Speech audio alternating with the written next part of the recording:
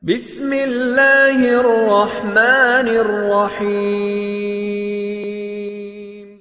Sebelum video ini dimulai, pastikan kamu sudah mengklik tombol like, subscribe, lonceng, dan share ke teman-teman. Bismillah. Assalamualaikum warahmatullahi wabarakatuh.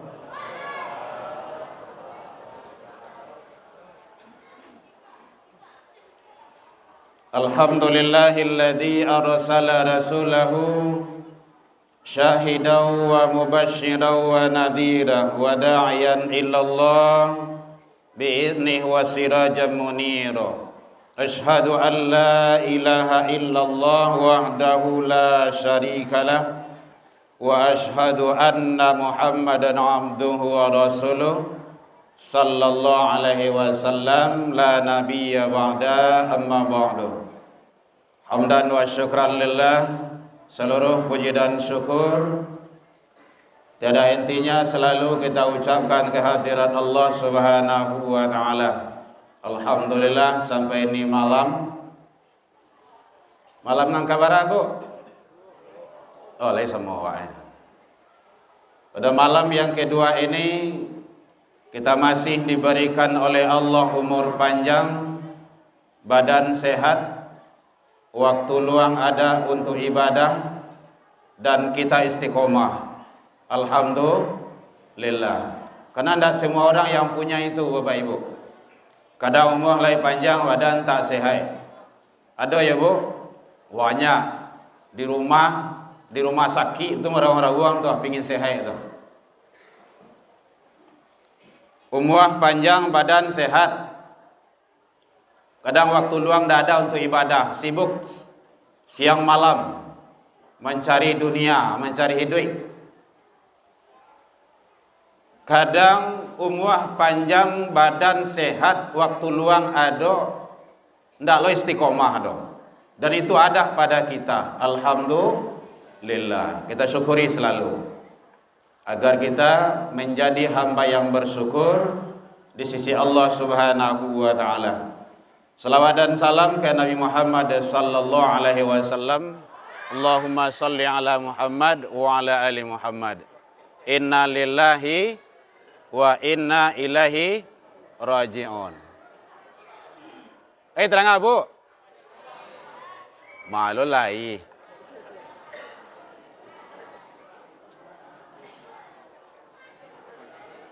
Alhamdulillah. Kalau lampu mati innalillah. Kalau hidup boleh alhamdulillah. Kan syukuri itu. Yang sama kita hormati Bapak Ibu pengurus Masjid Baitul Mukminin yang hadir bersama kita, Bapak Ibu tokoh masyarakat, tokoh agama, tokoh pendidikan, nenek mama, alim ulama, cerdik pandai, suluh pendang dalam negari, kaum ibu yang sama kita muliakan, imam-imam kita yang selalu membawa kita berkomunikasi, bermunajat dengan Allah. Semoga beliau sehat selalu, panjang umur, rezeki murah, anak istri bertambah. Ibu amin kan tuh, anak istri tambah tuh. Kalau anak tak apa, kalau istri tambah saja. Tuh pandai-pandai sih Ustaz ya. Baik Bapak Ibu, mengisi waktu kita. Tak aja pulang Bu. Kalau sengaja kan, sengaja aku sholat isya, sengaja aku tarawih, sengaja aku. Berarti kalau sengaja tuh berarti tak kaja-kaja tuh. Biasanya kayak gitu. Ya karena ibadah tidak boleh terkaja-kaja, tidak boleh terburu-buru, tidak boleh ibadah. Pas masuk waktu azan, dan sebelum masuk waktu azan. Jadi ibadah tidak boleh terburu-buru, terkaja-kaja. Dalam pelaksanaan ibadah itu juga kita harus mengikuti aturan-aturan Allah dan Rasul. Bapak Ibu, panitia memberikan tugas kepada kita sebagai tema pembahasan kita adalah yang simpel mana? Tuntunan praktis puasa. Aku kan mau ulang-ulang kaji sebenarnya itu. Lupa-lupa bayangan terlampau bersingkuhan.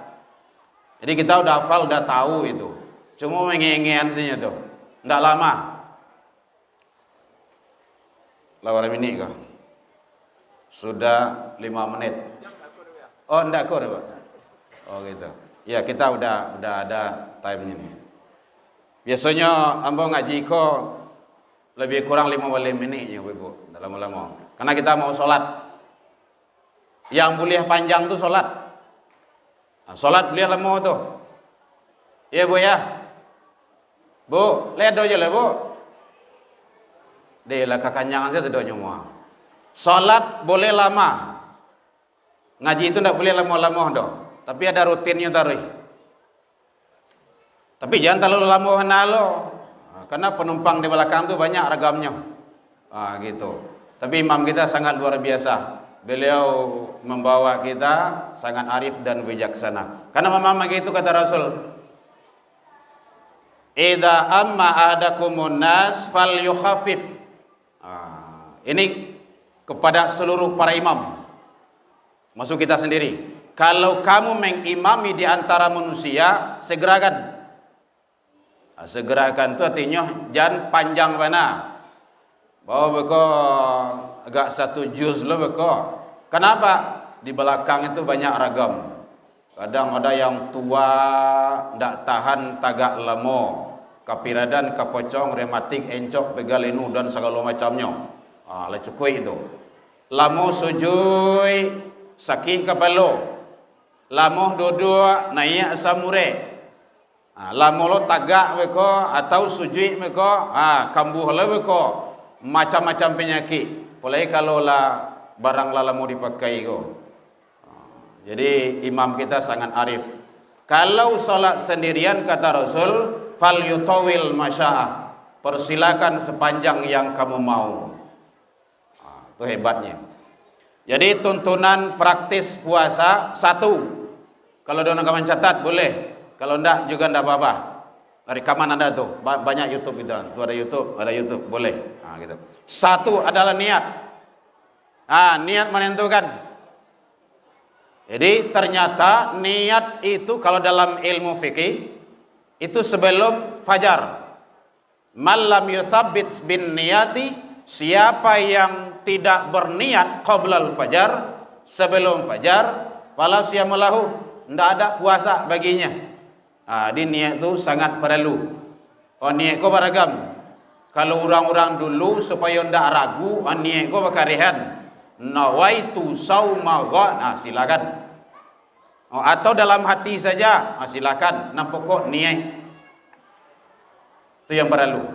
Jadi niat kita harus jelas, karena itu puasa. Jadi awak puasa sunnah atau puasa wajib, kan niat menentukan itu. 1. Yang kedua, yaitunya yang praktisnya saja makan sahur, bukan makan sahur, sahur. Mau makan, mau minum terserah. Nampak kok sahur. Karena itu bahagian daripada sunnah puasa. Kalau ndak sahur ndak dong. Kalau talok. Tapi kalau contoh ibu pulang jam 2 balik, tadarusan di masjid. Tahu-tahu tiba di rumah makan.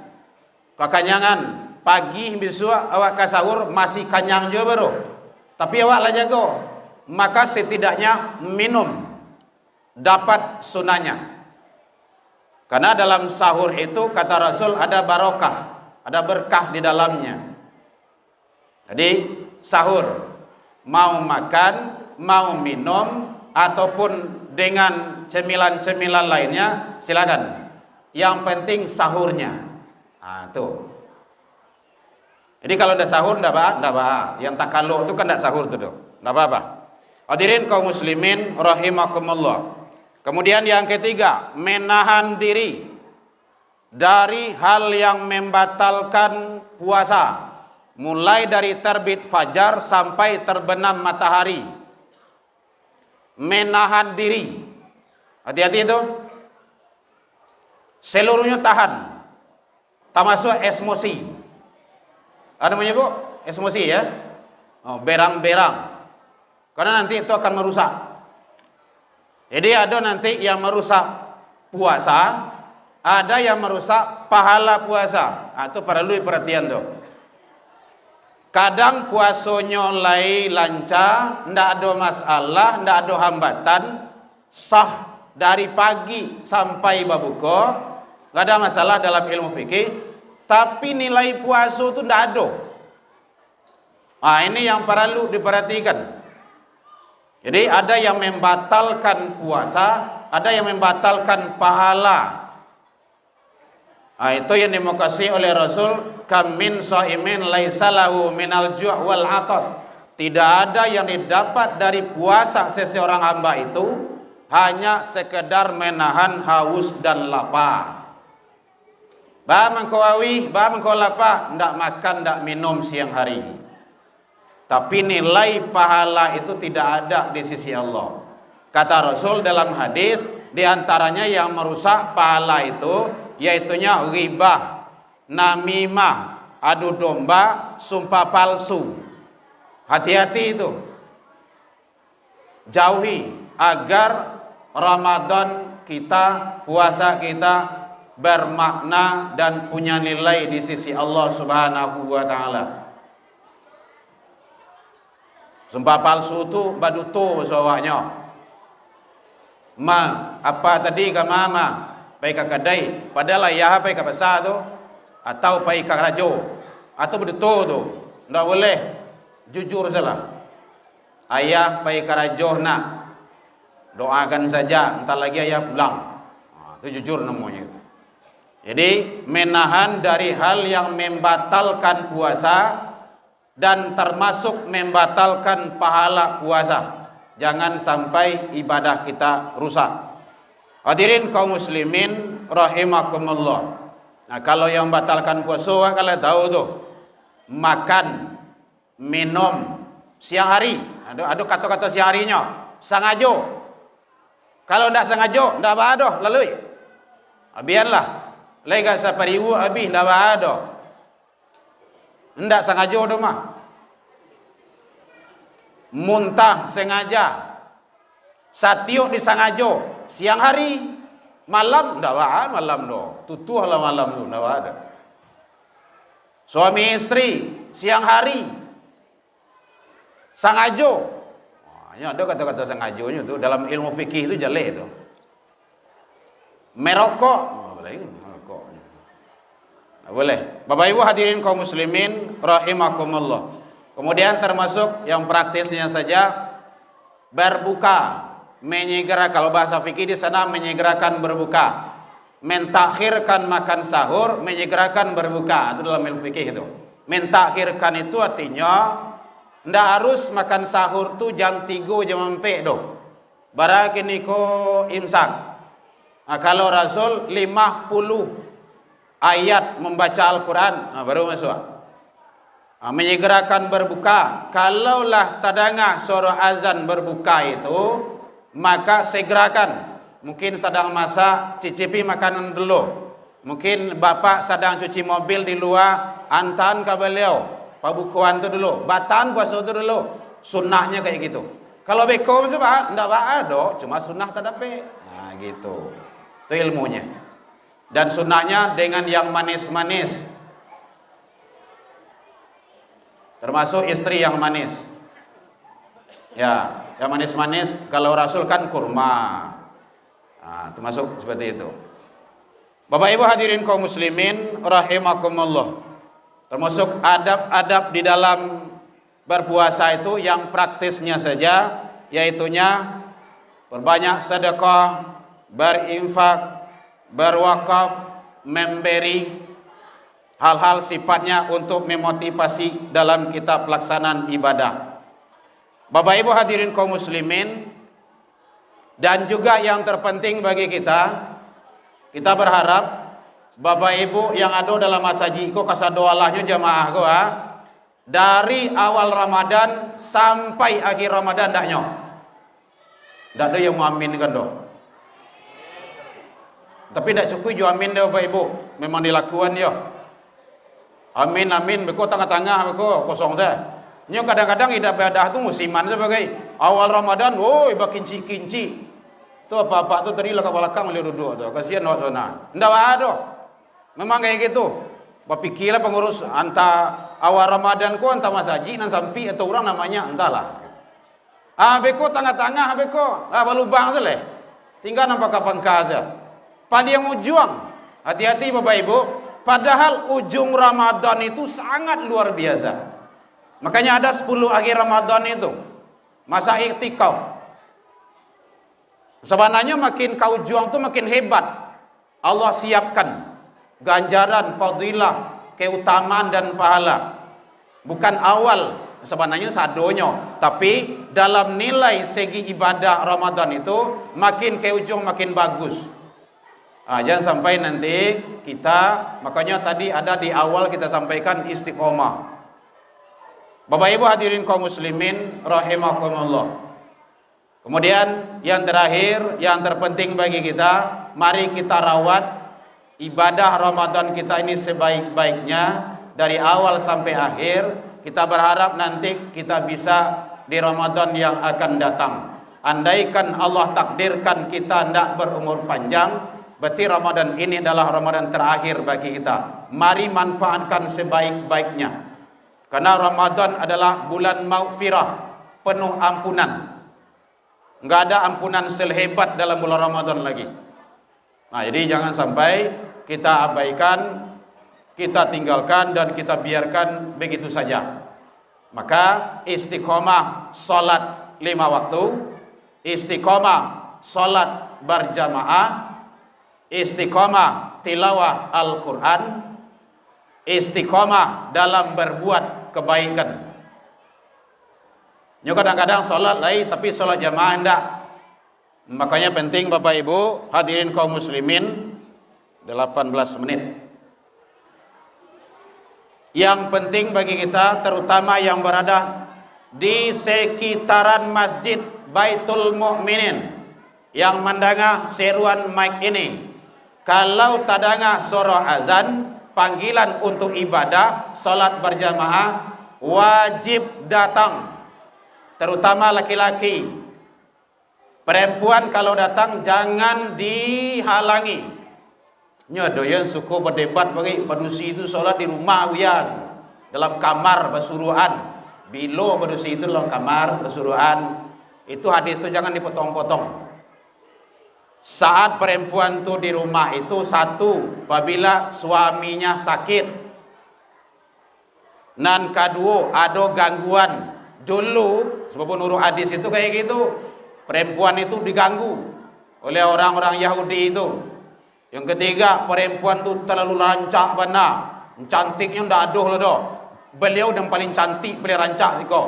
Memang rancak benar, tapi ndak mati kerencaan doh, rancak benar. Lewat beliau patah li orang salih atau di rumah saya tu. Umur lah 90 lah 70 lah 80 lah pensiun. Dia bakaco saya wala takui tu Came mencari diri seorang lah betul tahu ang buang bui saya. Udah kalau masaji salat jamaah afdol 27. Mudah-mudahan kita istiqomah dalam menjalankan ibadah kepada Allah Subhanahu wa taala. Terakhir saya atas nama pribadi Herman Tanjung mohon maaf terlebih dan terkurang kepada Bapak Ibu jamaah di sini. Lain dimaafkan Bapak Ibu hadirin. Karena kadang-kadang sharing komunikasi yang tidak lancar atau kadang-kadang mungkin WE tidak terjawab dan lain-lain segala macamnya, terutama kepada Bapak pengurus dan panitia gitu kan. Dan mohon doanya anak saya itu dia proses mau berangkat ke Mesir yang ketiga, kalau tidak ke Madinah atau ke Mulkuro. Mohon doanya Bapak Ibu. Lain doa ke Bapak Ibu, mudah-mudahan Allah ijabah. Karena abangnya sudah berada di sana 2 orang. Alhaqu min rabbikum ilal liqa fastabiqul khairat wabillahi taufik wal hidayah. Wassalamualaikum warahmatullahi wabarakatuh.